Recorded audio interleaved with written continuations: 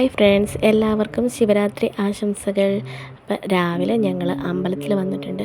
ഒരു 6 മണിയൊക്കെ കഴിയുമ്പോഴത്തേക്ക് അമ്പലത്തിൽ വന്നാൽ പ്ലാനിങ്ങിലായിരുന്നു കേട്ടോ ഇന്നലെ. പക്ഷേ ആ പ്ലാനിങ്ങെല്ലാം മോൻ തെറ്റിച്ച്. അവനൊരു 4:30 ആയപ്പോൾ എഴുന്നേറ്റ്, കൂടെ ഞങ്ങൾ എഴുന്നേറ്റ്. അങ്ങനെ ഞങ്ങൾ രാവിലെ അമ്പലത്തിൽ വന്നു. 5:30 ആയപ്പോഴത്തേക്ക് അമ്പലത്തിൽ വന്ന് തൊഴുത് നേരെ വീട്ടിൽ വന്നിട്ട് എൻ്റെ വീട്ടിലോട്ട് വിളിച്ച് കാര്യമൊക്കെ പറഞ്ഞ് ഇരുന്നു. ആങ്ങളെയും വിളിച്ച് കണ്ട് കാര്യമൊക്കെ പറഞ്ഞു. അപ്പോൾ അമ്മയെ വിളിച്ചപ്പോൾ അമ്മ പറഞ്ഞു അവിടെ പൂരിയാണ് ഉണ്ടാക്കുന്നത്. എന്നാൽ പിന്നെ ഞങ്ങളും പൂരി ഉണ്ടാക്കിയേക്കാമെന്ന് കരുതി. ഞാൻ ചേട്ടനോട് പറഞ്ഞു, ചേട്ടാ ഞാൻ പൂരി ഉണ്ടാക്കുമ്പോൾ എന്നെ ഹെൽപ്പ് ചെയ്യണമെന്ന്. ചേട്ടൻ പറഞ്ഞു നീ മാവൊക്കെ കുഴച്ച് വെക്ക്, ഞാൻ ഇച്ചിരി നേരം ഒന്ന് കിടന്നോട്ടെന്ന് പറഞ്ഞിട്ട് ആൾ പോയി അങ്ങ് കിടന്നു. അങ്ങനെ ഞാൻ മാവ് കുഴയ്ക്കാനുള്ള പരിപാടി തുടങ്ങി. അങ്ങനെ ഉപ്പൊക്കെ ഒഴിച്ച് കുറച്ച് എണ്ണയൊക്കെ ഒഴിച്ച് വെള്ളമൊക്കെ ഇട്ട് ഒഴിച്ച് മാവൊക്കെ നനച്ച് വെച്ചു. മാവ് നല്ലപോലെ നനച്ച് വെച്ചിട്ട് നേരെ കുഞ്ഞിൻ്റെ അടുത്തോട്ട് പോയി. ആൾ മുറ്റത്ത് കളിക്കുകയാണ്, അച്ഛൻ്റെ അച്ഛമ്മയുടെയും കൂടെ കളിക്കുകയാണ്. അവിടെ വണ്ടിയിൽ കയറി കെട്ടിയിട്ടിരിക്കുന്ന അമ്മയ്ക്ക് പിടിച്ചുകൊണ്ടിരിക്കാനാണ് കേട്ടോ. അപ്പോൾ ഈ കൊണ്ട് നടക്കാനൊന്നും പറ്റത്തില്ല, പിന്നെ അധികം ദൂരം പോകാതിരിക്കാനാണ് കയറിങ്ങനെ കെട്ടിയേക്കുന്നത്.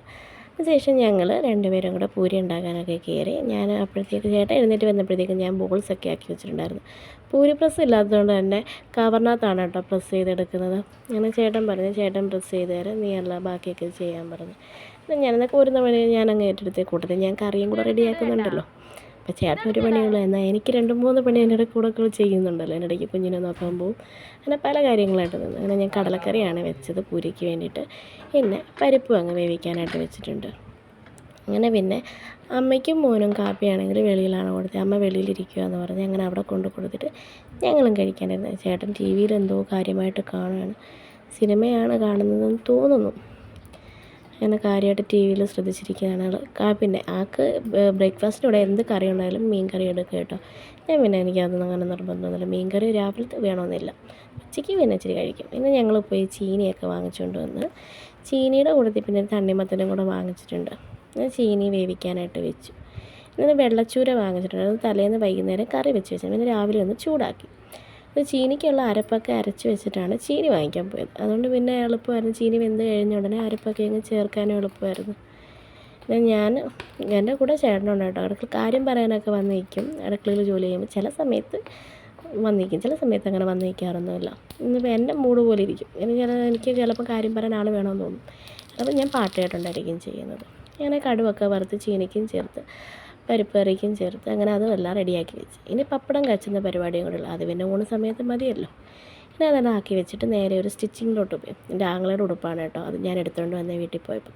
അങ്ങനെ അതെല്ലാം കഴിഞ്ഞ് കുറച്ച് കഴിഞ്ഞിട്ട് കുഞ്ഞിന് ഊണ് കൊടുക്കാനായിട്ടുണ്ട്. അമ്മയ്ക്കും വിളമ്പി കൊടുത്തിട്ട് മോനെ എരിയിലൊക്കെ കൊടുക്കാമെന്ന് ട്രൈ ചെയ്യണം. പക്ഷേ ആൾ പിടി തരുന്നില്ല, ആൾ ഇറങ്ങി ഓടുകയായിരുന്നു.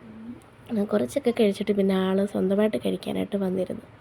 ഞാൻ പറയുന്നത് ചേട്ടാ ഒന്ന് വീഡിയോ എടുക്കുന്നെന്ന് പറഞ്ഞുകൊണ്ട് അവിടെ പപ്പടമൊക്കെ ഞാൻ കാണിച്ചു കൊടുക്കാണ്ട് ഇവിടുന്ന് കഴിക്കുമ്പോഴേ ആൾ കാണിക്കുന്നതൊക്കെ വളരെ അതിക്രമമായിരുന്നു ചോറിനോട് കാണിച്ചിരുന്നത്.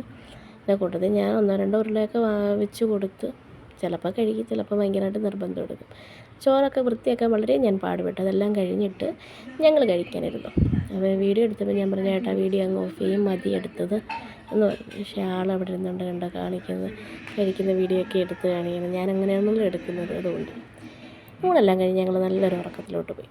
ഉറക്കമൊക്കെ കഴിഞ്ഞ് വന്നപ്പോഴത്തേക്ക് ചേട്ടൻ ഭയങ്കര ചൂടെന്നും പറഞ്ഞിട്ട് പോയി കുളിച്ചിട്ടൊക്കെ വന്നിട്ട് കട്ടൻ ചായയൊക്കെ ഇട്ട് വെച്ച്. കട്ടൻ ചായയാണ് കേട്ടോ ഫേവറേറ്റ്. എനിക്ക് കുറച്ച് കട്ടൻ ചായ കിട്ടിയുള്ളൂ പരാതിയൊക്കെ കഴിഞ്ഞ് കട്ടൻ ചായയും കുടിച്ചിട്ട് നമ്മൾ നേരെ ക്ലീനിങ് പരിപാടിയിലോട്ട് പോയി. വൈകിട്ട് തൂപ്പും കാര്യങ്ങളൊക്കെ ആയിട്ട് ഇറങ്ങിയിട്ടുണ്ട്. അപ്പോൾ ഈ താക്കോല് കാണുന്നില്ല, താക്കോല് നോക്കുകയാണോ വണ്ടിയുടെ. ചേട്ടൻ തന്നെ ആയിരിക്കും കൊണ്ട് വെച്ചത്, പക്ഷെ അത് കാണുന്നില്ലെന്നുള്ള പരതക്കമാണ്. അവിടെ എല്ലാം നടന്ന് നോക്കണം. മോൻ കൂടെ കൊടുക്കുന്നുണ്ട്. പിന്നെ തൂക്കാൻ ഇറങ്ങുമ്പോൾ ആളുടെ കളിപ്പാട്ടങ്ങളായിരിക്കും അവൻ പലയിടത്തായിട്ട്. നമ്മൾ ഒരിടത്ത് ഇട്ട് കൊടുക്കുന്നത് അവൻ പലയിടത്തായിട്ട് ആക്കിത്തരും. പിന്നെ വൈകുന്നേരം ആക്കിയപ്പോൾ ചേട്ടൻ ഇച്ചിരി ചീനി വേണമെന്ന് പറഞ്ഞു. അങ്ങനെ ചീനിയും പപ്പടമൊക്കെ പൊളിച്ച് ചീനി കഴിക്കുകയാണ്. എനിക്കും വാരി തന്നിട്ടുണ്ട്. ഞങ്ങൾ കുളിച്ച് അമ്പലത്തിൽ പോകാനായിട്ട് ഒരുങ്ങി. ഞാൻ റെഡിയായതിന് ശേഷം ഒരച്ഛനും മോനും ഒരു സൈഡിൽ കൂടെ റെഡി ആയിക്കോളും. ചേട്ടനാണ് മോനെ ഒരുക്കുന്നത്. അങ്ങനെ നമ്മൾ നേരെ അമ്പലത്തിൽ വന്നിട്ടുണ്ട്. ആൾക്കാരൊക്കെ വന്നിട്ടുണ്ട്, പക്ഷേ കെട്ടുകഴിച്ച് ഇങ്ങനെ എത്തിയിട്ടില്ല. കെട്ടുകഴിച്ച് ഇപ്രാവശ്യം വളരെ കുറവാണെന്ന് പറഞ്ഞ് അമ്പലത്തിൽ പ്രശ്നങ്ങളൊക്കെ എന്തൊക്കെ കാര്യങ്ങൾ ഉണ്ടായിരുന്നു, അങ്ങനെ കുറവാണ്. പിന്നെ ആനയും ഒരെണ്ണയും ഉള്ളായിരുന്നു. ആന വന്നപ്പോൾ ചേട്ടനും മോനും കൂടെ അങ്ങ് മാറി കേട്ടോ. ഞാൻ പിന്നെ അടുത്ത് പോയെന്ന് കാണാനായിട്ട് അവിടെ നിൽക്കുകയായിരുന്നു. പിന്നെ അതിൻ്റെ ഇടയ്ക്ക് ആൾക്ക് ഉറക്കം വരാനുള്ള നിർബന്ധങ്ങളൊക്കെ തുടങ്ങി. ചേട്ടൻ്റെ ഇരിക്കണം, പക്ഷേ അവനാണെങ്കിൽ എൻ്റെ കയ്യിൽ വന്നിരിക്കണമെന്ന് ഭയങ്കര നിർബന്ധമാണ്. കയ്യിൽ വെറുതെ അല്ല വന്നിരിക്കുന്നത്, എൻ്റെ കമ്പിൽ പിടിച്ച് വലിക്കാനും മുടിയിൽ പിടിച്ച് വലിക്കാനൊക്കെ ആയിട്ടാണ് ആൾ വന്നിരിക്കുന്നത്. പിന്നെ എന്നുള്ള അക്രമമൊക്കെ കഴിഞ്ഞിട്ട് ഞാൻ ചേട്ടൻ്റെ കൊടുത്തതാണ്, എന്നിട്ടാണ് ഞാൻ വീഡിയോ എടുക്കുന്നത്.